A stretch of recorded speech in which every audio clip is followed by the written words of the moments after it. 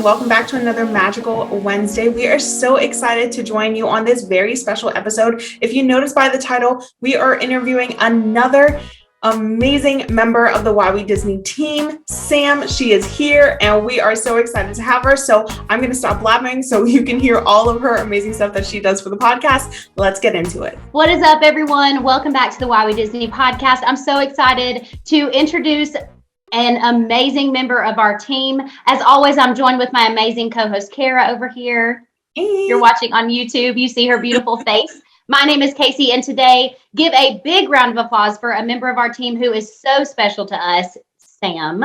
How are you? Hey, guys. How are you? I'm doing well. Thank you so much for taking the time to join us today. I know you're probably super busy, but we just thank you so much. Guys, we talk all the time. I'm sorry, do what? I was just saying thanks for having me. Of course. And guys, we talk all the time. It is not just Kaycee and Kara in front of a camera talking to you once a week. There's so many hands that touch this project that we've been working on for over a year now, which is so exciting and so fun. So Sam, thank you so much for all you do. And I want to start by saying, we all have our own Instagrams, right? That are Disney themed, and you have a really special one, and I want to really shine a light on that. So tell the listeners where they can follow you on Instagram. And if you're listening right now and do not follow Sam, I need you to stop what you're doing and go follow her right now. But Sam, where can they follow you? So you can find me at DVC Millennial. I'm on Instagram and newly on TikTok. So you can find all my DVC stuff there. Newly on TikTok. Okay, cool. So tell us a little bit about your Instagram page and, your passion behind that. I know that you're really trying to put out a certain message on your Instagram, which I think is really cool. So tell us a little bit about that. Yeah, so I started my Disney Instagram back in May of 2019. I was a very new Disney Vacation Club member, and I think honestly, my friends and family were a little sick of my Disney content. So I made a whole new Disney account to find some other Disney nerds like me. And over the last year, especially in quarantine when everybody needed a new project, I decided to make my Instagram dedicated pretty much entirely to Disney Vacation Club. And what I've done with it is try to make DVC as approachable as possible, because it is this giant real estate document that you sign. I think it's 100 pages long, and Nobody's got the time to sit down and read the thing. So what I try to do is break it down into reels or posts, just short, digestible things. So if people are interested in it, there's just little bits of information they can pick up along the way. I think that's super cool. Yeah, and I love that. And Kara, wouldn't you agree? Go ahead. Oh, it's okay. I was just saying it's super cool because, people think that Disney is just like Mickey Mouse and we're all just taking selfies with Mickey and posting it to our Instagram. And that's not the case. It's some people are into Disney fashion and some people are into Disney history and your family, and you're specifically about the Disney Vacation Club aspect. So we can have niches inside of our own Disney community, which I think is pretty cool.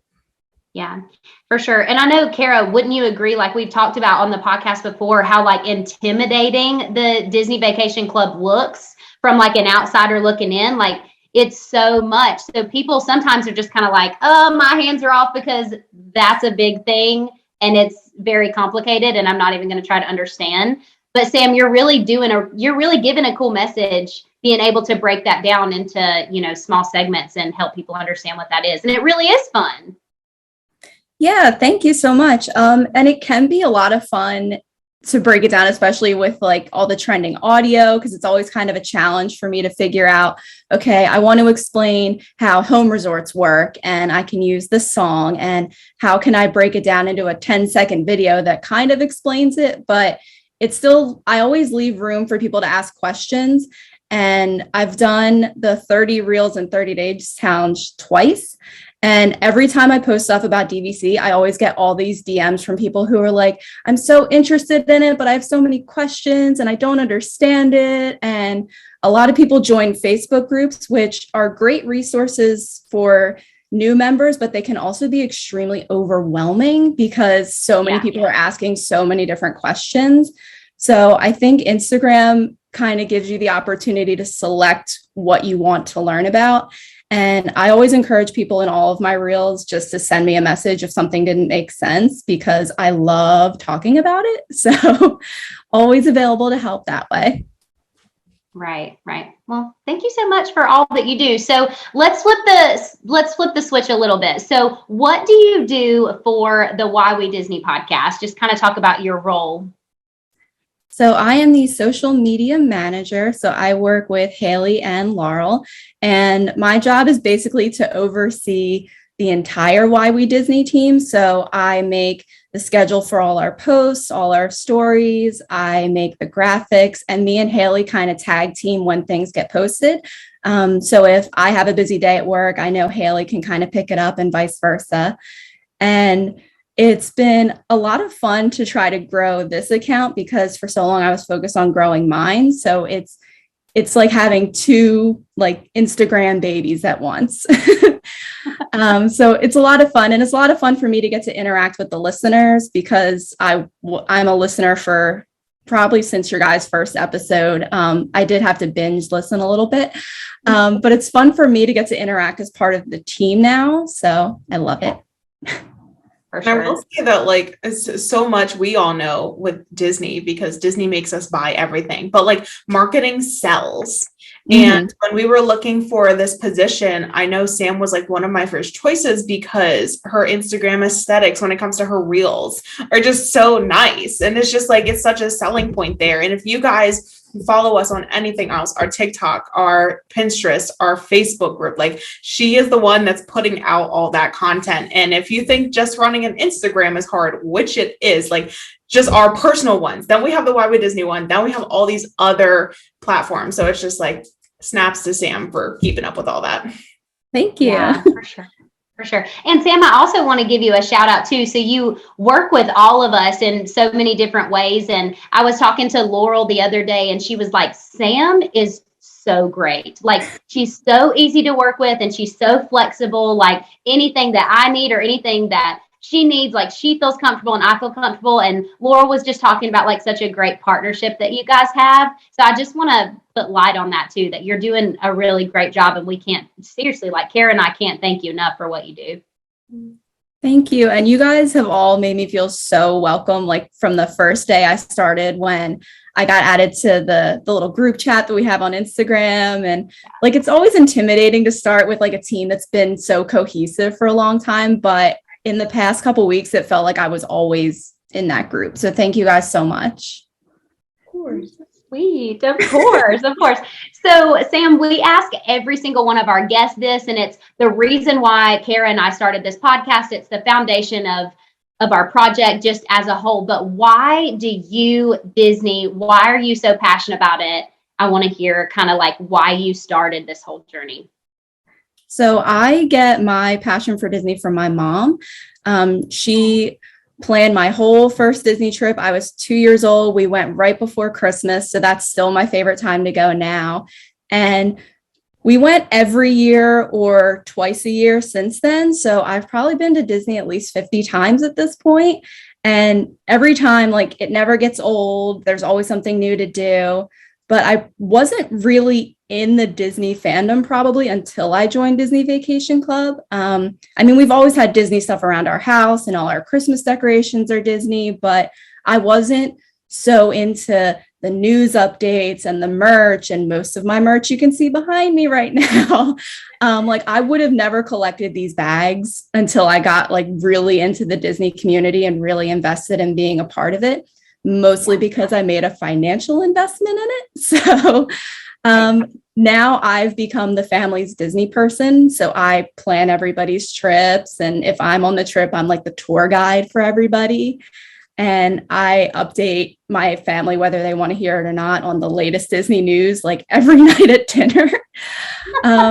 So it's been kind of a fun thing to watch, like my mom be the Disney person and kind of pass it on to me. Oh, that's so sweet. It was inherited. It was. Oh my goodness. Well, we all know that your niche is DVC, and we are going to, just so the listeners and watchers know, this is about Sam. This is Sam's interview, and DVC has a lot to do with that. But we are going to have a full blown out episode coming soon, so stay tuned. So while you're listening to this, make sure you're jotting down any questions, things that you might be confused about, things that you want more detail on, because we are going to be collecting all those questions and answering some and saving some for the podcast. So make sure that you are writing down all of your questions, because we are actually going to have a Google form available on the link in our Instagram bio where you can put your questions and comments and concerns or anything else, and we will make sure to get that for you guys. But we do want to do a little mini DVC, Disney Vacation Club segment here. And, Sam, some people may not even know what Disney Vacation Club is. They're like, vacation club? Yeah, I'll join. Well, it has a lot to do. So like people that may be interested in researching or just finding out some more information, like where do they start? So I always tell people that the first place you should go is Disney Vacation Club's website. They have a really great introductory tab for people who are interested in DVC. And you can also chat with one of their guides on their chat feature. You can do a phone call. So that's a really great place to start. And then another place that I tend to steer people is there's a couple of online forums.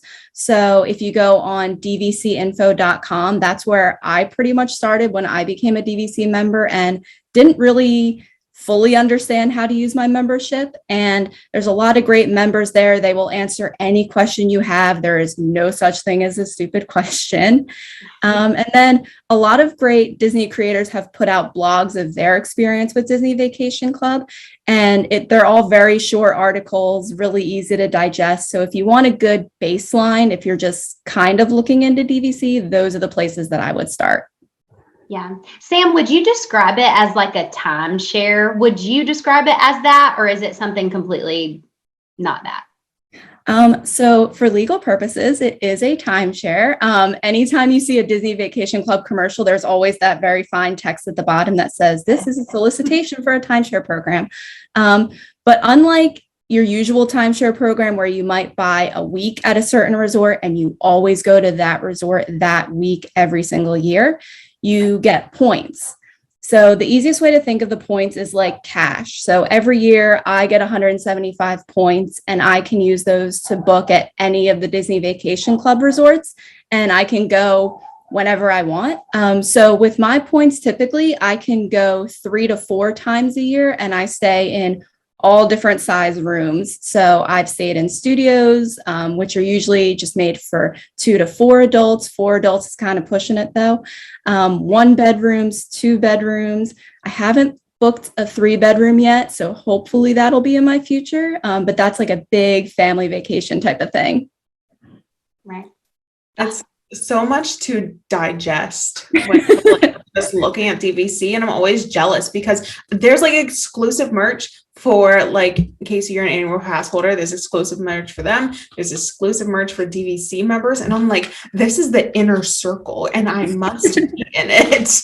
And so it's just like, there's all these cool opportunities. And, I mean, for me, because I didn't really get into the Disney niche until later, and people kept saying Disney Vacation Club. And I was like, yes, I'm vacationing at Disney. I would like to be a part of the club. I wasn't understanding. So it's nice that you explain that it's a timeshare thing. Yeah, I was really lucky to have one of my mom's best friends that I've known since I was little. She's been a Disney Vacation Club member since 94. So she was like one of the first people to buy into Boardwalk when that was getting built. So I've experienced DVC like through knowing her. And if I can't find an answer online, like she's the person I ask because she's been in it for so long. But for me, like DVC wasn't so much of a secret, which that was one of their marketing lines like a couple years ago, was like, it's Disney's best kept secret, because you kind of had to know somebody to know about it. But now it's kind of, because of social media and everything, it's just so much more out there than it used to be. Mm-hmm. And how would you explain for someone like, they're like, oh, maybe I'm not interested, or maybe I am, just to kind of round out this segment, what would you say for someone looking into it? Is it for everyone? Is it for single ladies? Is it, what's it for? Well, I did buy in. I did buy in as a single lady. So if you're a single lady or guy or anybody out there and you want to be a DVC member, you absolutely can. You don't have to be someone who's married or has kids or grandkids, which is typically the market that they tend to look at. It definitely isn't an investment for everybody, but I always say if you're someone who you want to go to Disney World, Disneyland, Alani, and they have 2 beach resorts at Hilton Head and Vero Beach. So if you're someone who wants to go to a Disney property at least once every other year, definitely look into it. If you're someone who you like to stay in moderates most of the time, or even deluxes some of the time, it's definitely a great way to save money on the room part of your vacations. And if you're someone who you kind of just prefer staying in bigger rooms, or if you're someone with a big family, or you're a couple traveling with another couple and everybody kind of wants their own space, it's a great way to book those rooms without having to book all separate rooms or just spend a ton of money on a vacation villa. Yeah, for sure. And I want to say too, and I know we're going to have a full episode on just Disney Vacation Club, but I do kind of want people to know the other side, because I'm not a DVC member personally, but I have rented DVC points before. So even if you're not a member, you can still like rent DVC points from people and stay at those nicer resorts for a like what I think is like a better value or a cheaper value. Can you kind of like explain, not completely obviously, because we're going to do an episode on it, but just kind of that process that even if you're not a member, you can still experience the magic in that way? Yeah, of course. So renting points is great, whether you're on the fence about being a member, or maybe it's not for you, but you do want to try the DVC resorts, or you do want to try a deluxe resort. So renting, there's a bunch of great companies out there that you can go through, which I will write all my notes down for the DVC episode. But you can either rent points from a member. So you tell them like, okay, this is the kind of room I want. This is how many points it's going to cost. And then that member will book the room for you and you'll pay them whatever the discounted rate you agree upon is. Or if a member like me, like say I make a reservation at Polynesian for the week of Christmas, and now all of a sudden I can't go, but I don't want to possibly lose those points, I can rent out that reservation for cash. So I will rent that week out to you and you'll get the room and I will get some money for, unfortunately, not being able to go to Disney. So everybody kind of wins. Yeah. For sure. I just think it's a really cool option that people don't know about. Like, you should look into it. It's fun. But yeah. Yeah. If you're someone who wants to stay deluxe, even if you're not looking at becoming a DVC member, but if you just want to stay in a deluxe room for like a moderate price, definitely look into renting points, because you will save so much money on that room. Absolutely. Well, my mind is already boggled. I have a lot of questions. Can't wait to check out that form and go write some stuff down. But guys, that is just the beginning. We are so happy that Sam is here and to talk about some different stuff. We talked about some things we liked. We're going to talk about some underrated things next. So stay tuned. We are going to take a quick ad break and then we'll be right back.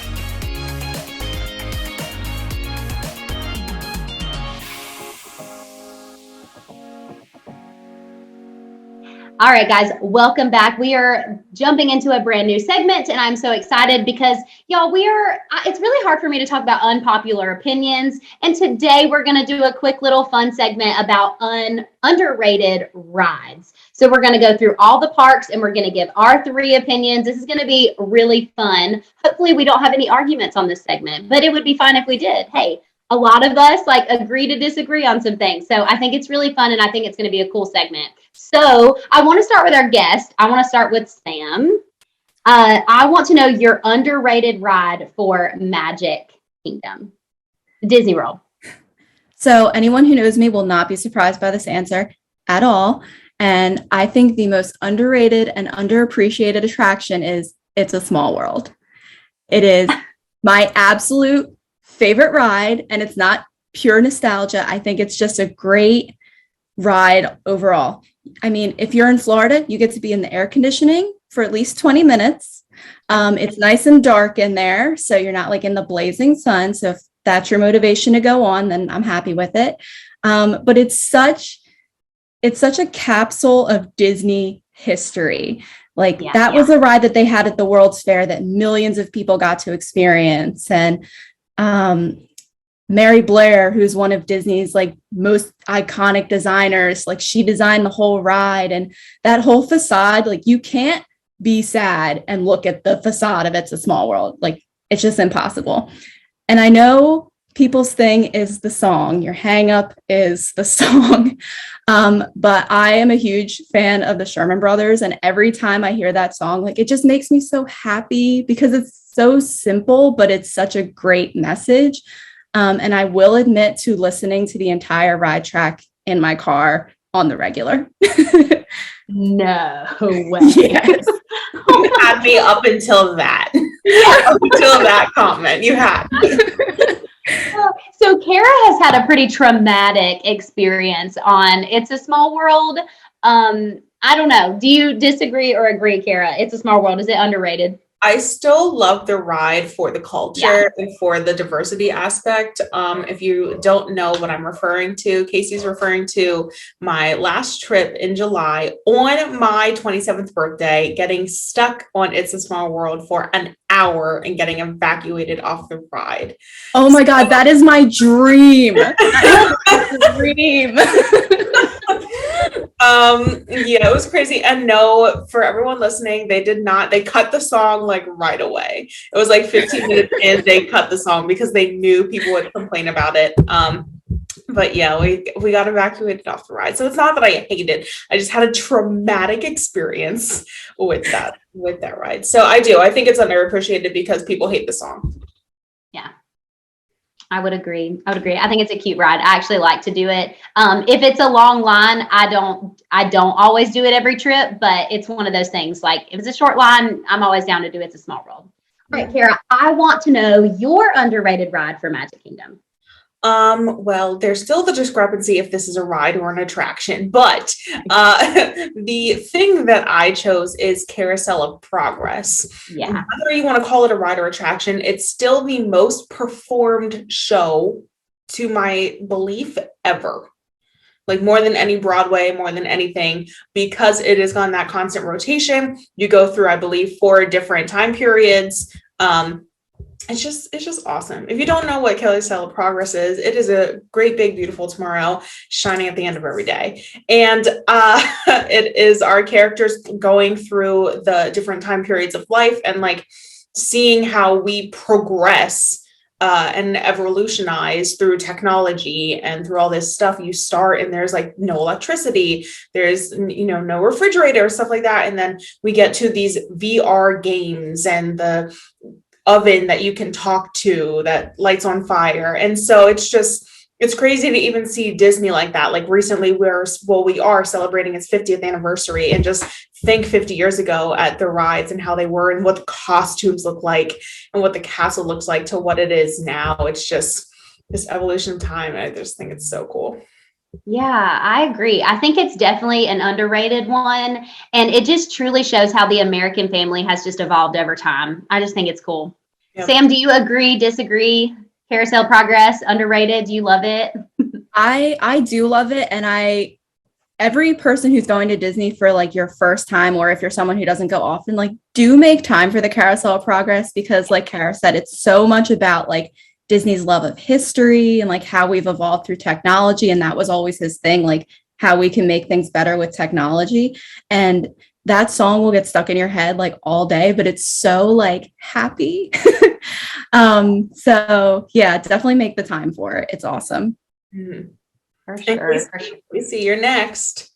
I'm next. Okay, so my underrated ride at the Magic Kingdom in Walt Disney World is the Mad Tea Party. I love the teacups, and it's one of those, like, it's opening day attraction in Disneyland in 1955. Like, it just has Walt written all over it. And even though when I get on it, sometimes now I don't spin it really fast and make myself sick. I just kind of sit on it, and it's just really fun. And I think it's underrated. I think people look over it and they're like, oh, it's just the teacups. And I'm like, the teacups we have to ride.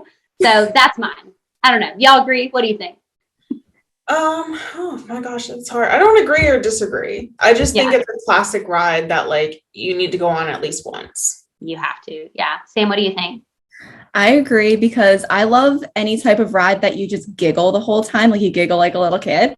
Yeah. So every time that I go on it with my sister, who's 17, she is still trying to spin it as fast as she can.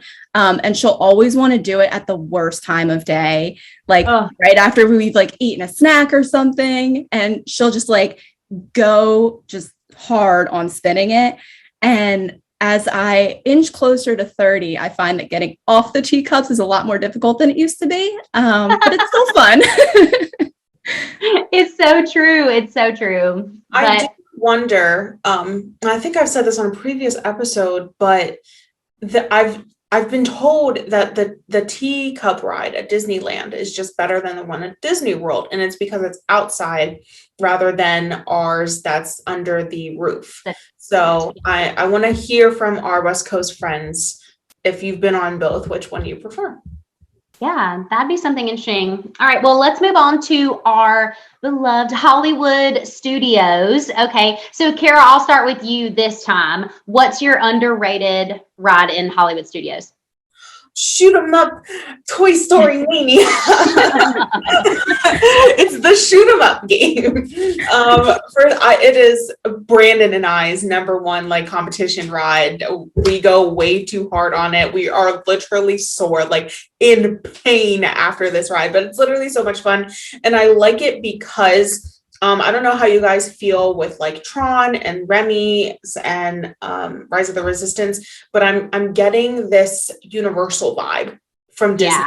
Everything's becoming like this screen and electronic and blah, blah, blah. But like that is literally so different than everything else at Disney. And I just appreciate the interactiveness. And I know Web Slingers over at DCA is somewhat similar because of like this pulling motion, but it's Toy Story, it's a classic, and it's a different ride than like a roller coaster or a dock ride. So I appreciate it. Yeah, I agree. I definitely get some Universal vibes when I ride it for sure. Sam, what do you think? I agree with you because it's such a repeatable ride. Like you're never going to get the same experience twice. Like, yeah, you're going to play the same games, but you might beat the person in your car or you might not do so great one round. But with rides, like, especially the ones that we're getting that are a lot more technology and screen based, like Rise of the Resistance and Remy's and all that, like they're kind of like you go on them in a couple times and you know what to expect. But with this one, it could always be different. So I always love that in a ride. Yeah, I agree. I love that ride. It's a must do for me. It's not underrated for me because I absolutely love it. All right, Sam, what's your underrated ride in Hollywood Studios?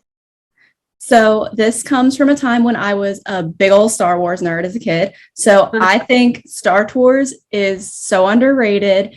And I think especially since Galaxy's Edge was completed, people like walk right on by Star Tours, like because it was a ride that was built like 80s, early 90s. It might not be as, technologically cool as maybe Smuggler's Run or Rise, but it's just that classic Disney dark ride simulator. Like it's so cool. And now that they've changed it to you get a different scene every time, like it makes you want to ride it again to see which scenes you get.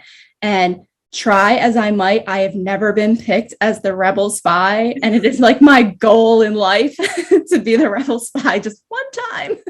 Me either. I've never been picked. Kara, have you been picked? I want to say yes, but that ride makes me, and this is why I can't really give my opinion on it. It makes me so sick. I take Bonine, I take all the medicine, but it just makes me so sick. And I go on it because I know people like it, but yeah. It's like that ride that you do and then you definitely need a break after. My husband is the same way. When we ride it, he's like, I can't do this ride. So yeah. And it just bothers me now that it's not in Galaxy's Edge. Like I know. It's like the slight OCD that I have. It's like I really just needed to like either switch with Muppet Vision or just like it needs to just go because it's all out of order now and it really bothers me. But I was so sorry. I had this whole like blue sky Imagineering thing when they were building Galaxy's Edge. I'm like, okay, they have to tie Star Tours into it somehow. But like, I also didn't want to completely bulldoze the Muppets because I do love that show as well. So it's like, well, maybe they'll make the exit of Star Tours like you go into Galaxy's Edge. So it's like cohesive and you're not like walking back out into the street and then, okay, where's all the Star Wars? But maybe someone will listen to this and like incorporate that.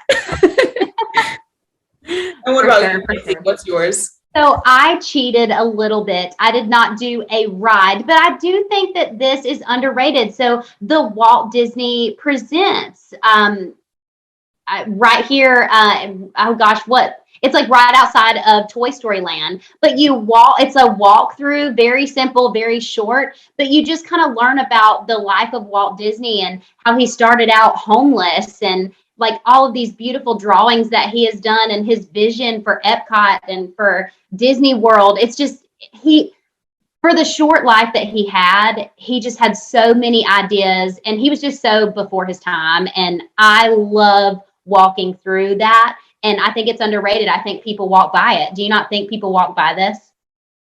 I legitimately did the first time I went. Like we didn't know what it was. And so we just were like, oh, okay. And then I think someone posted about it and I was like, we need to make sure next time we go, this was my mother and I, that we go.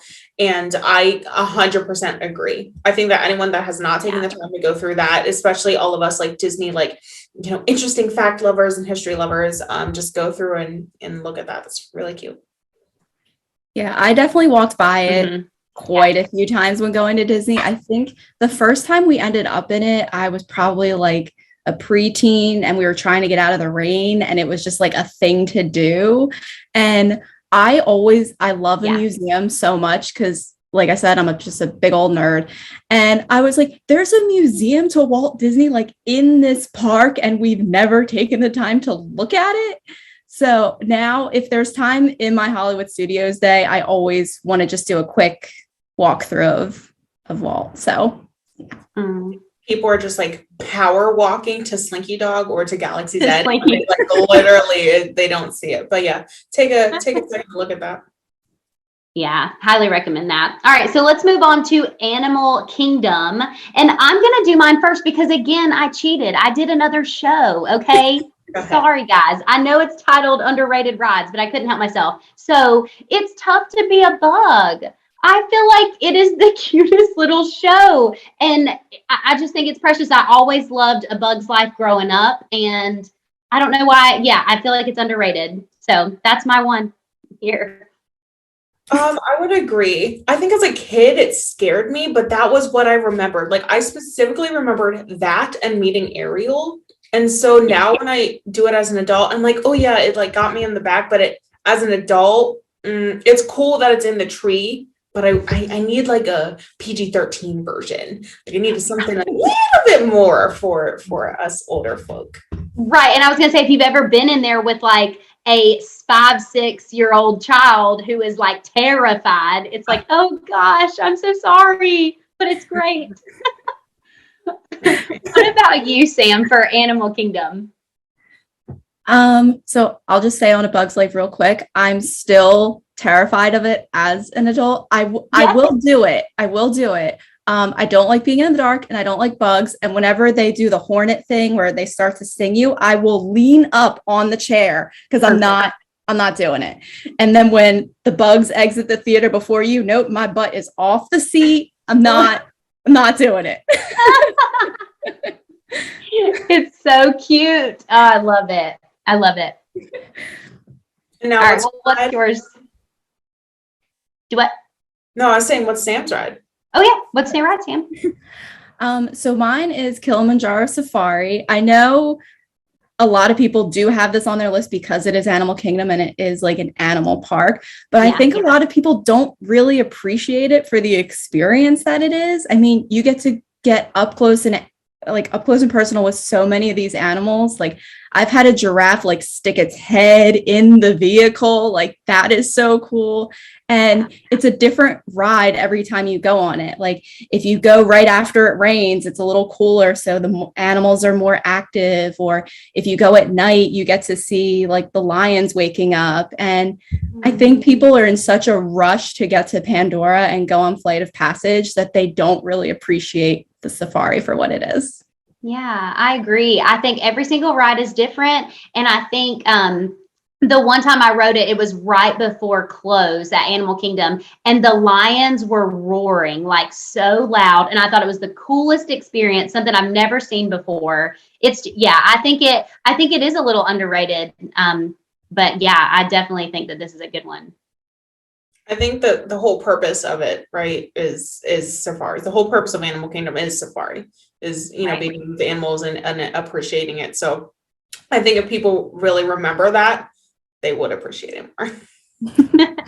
Kara, do you have one for animal? Well, Kaycee, everyone's gonna be like, Kara's gonna say dinosaur, but I'm not. I don't think there is an underrated ride in Animal Kingdom other than dinosaur, because I just need more rides there. I really do. There's way too many animals in the Disney community and the Disney franchise for us not to have more rides in that place. And I just need more rides or something there, or at least Finding Nemo to come back. I need something more in that park. Yeah. So it spreads out the other parks. Because people think that Animal Kingdom is a half-day park, and I really don't think it is if you interact with everything that it has to offer. And so if they just get one or two more rides, I think it'd be pretty good. Yeah. I'm with you there. We need more rides at Animal for sure. All right, guys. And last but certainly not least, we are moving on to Epcot. And Sam, I'm going to do you first. So what's your underrated ride at Epcot? So mine is Living with the Land. I know, again, this is one that a lot of people skip because they just want to get on Soarin' and they're in the same building. But Living with the Land, I think, embodies so much of what Epcot is meant to be. Like it's a little bit of education, a little bit of entertainment. In the 90s, it had this like really great song, which I will not sing for you now because everyone would unsubscribe from this show. But it's called Tiny Little Seed. Look it up on YouTube. It's such a good song. But I think it's really important to have rides like that and kind of shows and attractions like it, because it shows us so much of like how we impact the world that we live in and how we could maybe do things a little bit better to make a more sustainable earth. And if you love Christmas, they do decorate it for Christmas. They have snowmen and everything. So it's a different ride every season. Yeah.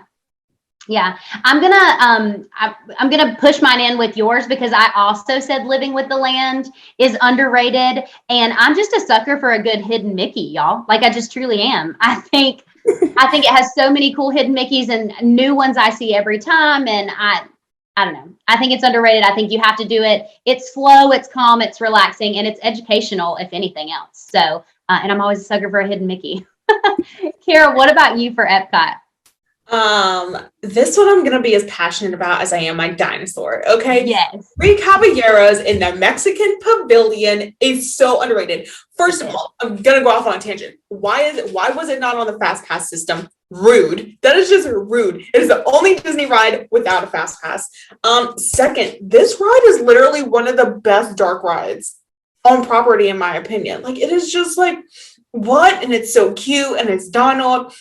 And it literally goes in the restaurant. You can like see the people eating, and it's just this boat ride, and it's so cute. And people like forget it because it's never on a ride list. It's inside the pavilion, so you would never know. And I'm just so passionate about it because people want to say that like all these other rides are so great, and I'm like, you didn't even go on it, you wouldn't even know. So I'm so passionate about it, and just because I think that it is still a learning opportunity for a lot of kids. I'm Brandon and I are trying so hard next year to take our show choir to Disney. And I just want to take them around World Showcase and just like show them all the different cultures. We have so many kids from so many countries at our school. And so to be able to give that back to them and like just embrace all of their different cultures too would be so amazing. And so I just love that ride. Y'all know I'm about World Showcase regardless, but it's so nice. Oh, absolutely. I think it is. I think it's underrated and I think it's adorable. I love Coco and I love Donald. It really brings out like his personality. And, you know, a lot of times Donald is overshadowed by Mickey and he has a really fun personality. So I love the ride. I think it's great. Sam, what do you think? Is this a must do for you when you go? It definitely is. And I was one of those people who was like ready with my protest sign when there was a rumor that they were going to like get rid of it and put Coco in. Like, don't get me wrong. Coco's a great movie, beautiful message, love it. But do not take away Donald from the Mexican Pavilion. He has to stay. You were getting your sign ready to protest. I was ready to go. You're like, what is this girl doing out here marching outside of Mexico? Good Lord. Well, guys, this was so much fun. I think we got everyone, right, for Epcot?